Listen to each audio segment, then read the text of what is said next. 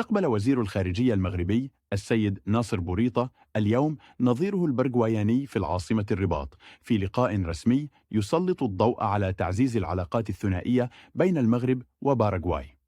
وجاء هذا اللقاء التاريخي بعد اعتراف باراغواي بسيادة المغرب على الصحراء المغربية، وهو موقف يعكس دعم المجتمع الدولي لوحدة التراب المغربي.